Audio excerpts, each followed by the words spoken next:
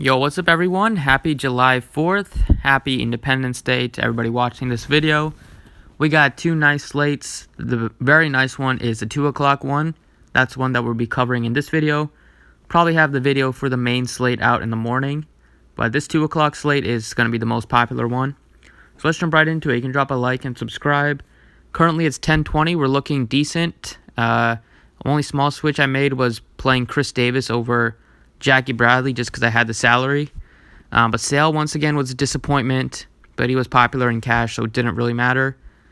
But we'll see how it goes, and 2 night games are going to decide it. But right now, we're looking pretty good in at least cash games. My first pitcher that I like today, there's a couple guys I will be considering on this slate. I think Berrios, Boyd are playable at the top. And then I have a lot of interest in Woodruff here. So there's 3 guys that I have the most interest in above 8,000 at the top tier. I'm going to go with Woodruff here at 9,400. He's the cheapest out of the group. Still has a lot of strikeout appeal with 120 strikeouts and 102 innings pitched this season. Facing the Cincinnati team, he faced them just a little bit ago and was really solid against them. Put up 33. He had 12 strikeouts. That was his highest strikeout game of the season. He's at a really nice price tag. He's actually the favorite here over Luis Castillo. So that's a good sign for him, even though he's much cheaper than Castillo, and Castillo is regarded as a better pitcher, more known. But Woodruff's having a spectacular season. I think he can have a good game here. There are some swing and miss in the Reds lineup, and at 9,400, he's been pitching well enough that he deserves to be at this price tag. So I like him as my first pitcher. And the second pitcher I'm going to go with is going to be $7,000 for J.A. Happ. So I like the matchup for him here against the Rays. The Rays are top 3 team. They might even be leading the league, but I know they're top 3 in strikeouts against left-handed pitching. And J.A. Happ hasn't been great as of late. He got blown up against the Astros in his last start, and then he wasn't great against the White Sox. But before those couple starts, he was really good, putting up 20s. I think he can get back to a decent showing here. He gets a tremendous ballpark upgrade, and this season, Happ has been much better on the road. If you look at the numbers, going from Yankee Stadium into Tampa Bay is a tremendous upgrade, obviously. And this Rays lineup, like I said, they are not very good against lefties. And I think Happ can have some success here. So if you look at the numbers for him at home, he's given up a 6.29 ERA. He has given up a 5.61 slugging. But on the road, ERA is over 2 runs lower. Batting average is 70 points lower. Slugging is much lower too. So I like Happ here at a very cheap price tag at $7,000. So we're getting like a $1,500 discount over what he's been for most of the season. I'll definitely take that on this slate. So for stacks today, there's a couple teams that I really want to focus on. My favorite stack is going to be the Twin stack against Tanner Anderson, which we will get to looking at the numbers for him. But I love the Twins, even though it's in Oakland. I love the lefties from the Cubs against Jordan Lyles. Those are my top 2, and I like the Seattle Mariners as like a sneaky stack. I think Waka might draw some ownership, but I do really like the Seattle Mariners. So those are the top 3 teams that I want to stack on this slate. So let's start it off here at first base with Anthony Rizzo. He's at $4,600, facing Jordan Lyles, who has gotten beat up by left-handed hitting. And Rizzo has tremendous power against righties. Really good spot for Rizzo here. We'll look at Lyles' numbers first. They are very bad against lefties, even though if you look at like his overall numbers, ERA and everything like that, he's looking like he's having a decent season. But that's probably because he hasn't faced a lot of lefties. Nice, Rizzo's one of the better lefty hitters on the Cubs lineup. Lyles this season has given up a 284 average and a 532 slugging to lefties. Just looking at the splits just shows you how drastic the splits are. Lefties are hitting almost 300. Righties have been shut down by him. So I'm really going to focus on the lefties from the Cubs. The xFIP is 4.95 against lefties. He's given up a 43.6% fly ball rate. As you see, to righties, he's only given up a 29.7% fly ball rate. Only a 15% soft contact rate as well. Love the spot here for Anthony Rizzo. Think he can have a good game today. And he's not even overly expensive at $4,600. So this season against righties, he's batting .291, 16 home runs against righties, .269 ISO, tremendous, only a 15% K rate. He has a 42.5% hard hit rate and a 37% fly ball rate. Absolutely love Anthony Rizzo here. Next up at shortstop, I like Jorge Polanco. We're getting a nice price tag on him, $4,500. He was like the most expensive shortstop for parts of the season. He's having a tremendous season, batting almost .320 with 11 home runs. He has 3 stolen bases, so it'd be nice if he would run a little more, but he's still doing everything you want for a shortstop.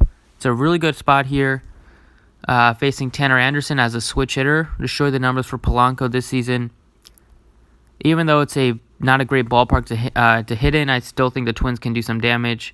Against righties, he's done a lot of his damage this season. .326 average, 10 of his 11 home runs have come against righties. He has all of his power comes against right-handed pitching.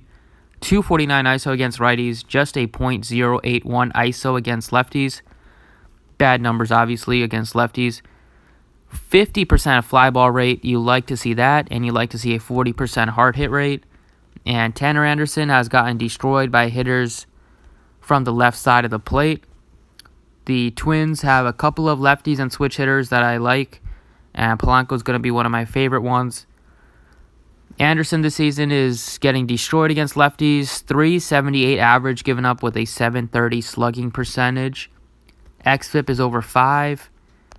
He has given up a 31% fly ball rate. It's almost double what it is to righties. And a 69% hard hit rate in the 41 batter sample size. So if we look at his career numbers to get a little bigger sample size, it's not much, but lefties have still absolutely crushed him. I love Polanco here at 45. In the outfield, another lefty on the Twins that I like a ton is going to be Max Kepler. Kepler's at 4,600. He leads off for the Twins. As I just showed you, the numbers for Tanner Anderson against lefties should get destroyed here. Kepler has a ton of power and should get plenty of at-bats here, as I do expect the Twins stack to do some damage today. If you look at the numbers for Kepler this season, against righties, he has 16 home runs, batting .264. He has a .302 ISO, just a 15% K rate, and a .566 slugging percentage. He has a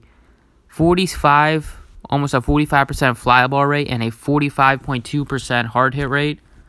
Sign me up for some Kepler today. And last but not least, one of the Cubs that I've been playing so often just because he continues to be underpriced every single slate.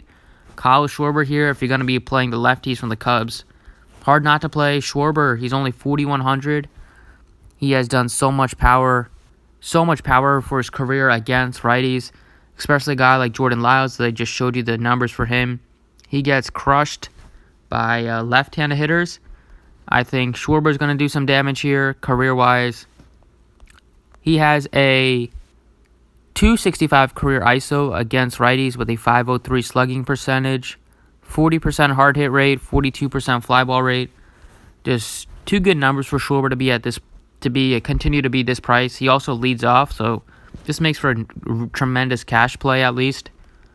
So those are 6 players that I like for this 4th of July slate. Like I said, I also do like the Mariners quite a bit. They're facing Michael Wacha, who hasn't been good this season, and Wacha also gives up a ton of walks. So and the Mariners love to steal bases. So a guy like Domingo Santana has 5 stolen bases. Malik Smith does a ton of steals, 21. D. Gordon steals a lot. They have a lot of stolen base upside. And if you look at the numbers for Michael Wacha, he gives up a ton of walks. So you should be putting runners on base probably most of his innings. He's given up 37 walks already on the season, 16 home runs. So I like the Mariners here. They have power, they have speed, and I'm not expecting Yadier Molina to be in the lineup, as it's going to be a day game after a night game. And Molina is a good guy at throwing out runners. Usually when Molina's behind the plate, teams hesitate to run, but the backup catcher for the Mariners, for the The Cardinals is going to be Matt Wieters. He's nowhere near the defensive backstop as Molina is, so I think the Mariners are going to be a little more inclined to run when they're on base against Waka, and you know they're going to be on base because he gives up so many walks. So I really do like guys like Smith, Malik Smith. I like Domingo Santana. Vogelbach, you're not going to get a stolen base out of him, but you could get some power, and Waka gives up a ton of power too. So those are the three main teams that I want to focus on this slate. This slate is looking pretty good, so let's get, hopefully you guys all have a great 4th of July. If you want to get on in this slate, you can visit the website, dfsprocess.net. Thanks for watching. I appreciate it, and good luck today.